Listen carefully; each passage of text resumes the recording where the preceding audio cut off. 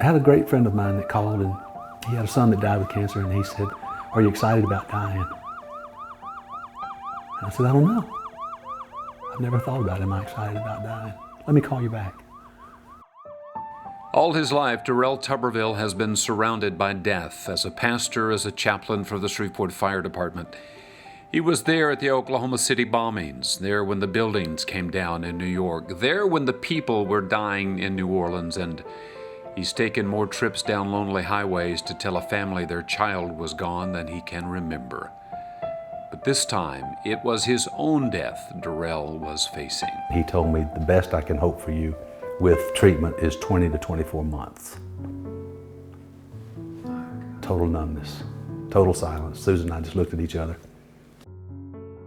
The man they called Superman because he always just showed up. He's always there, and he always has the right thing. He comes to the rescue.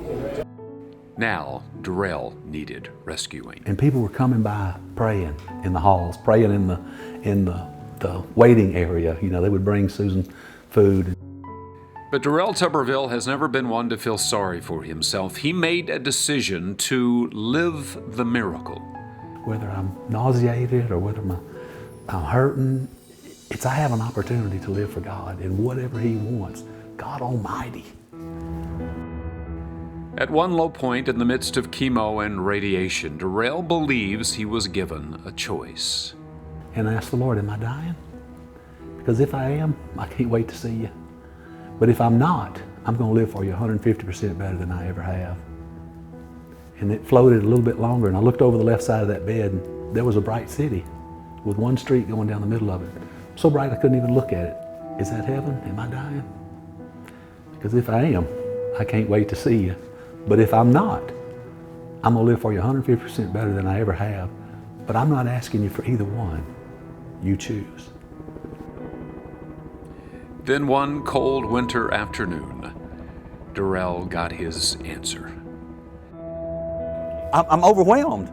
I'm overwhelmed. There's so many people coming, and they just keep coming, and they get out, and they're like ants, just everywhere, coming everywhere. And they began to circle the house. And when they all got circled, the helicopter came around, and it came right up the driveway, and it stopped, and it gives a salute, which means it dips, and then it pulls away hard to the left. And at that time, man, I began to cry. There was nothing I could do but cry. And they prayed for over 2 hours, one by one, all the way around the house. And all I could do was just walk around and cry and listen to them pray, because I had a story with every one of them. People I'd worked with all my life, and I had a story. I had done their funeral, I had done their parents' funeral, I had married them, I had been there when their baby was born. It was a rare gift. One winter afternoon, Durwell Tubberville saw the legacy of a life lived well. We have seen so many neat things that people have come and said, you inspire me. And I ask them a lot of times, to do what? And here's what they say: live the miracle. Whatever amount of time, whatever life we have is the miracle.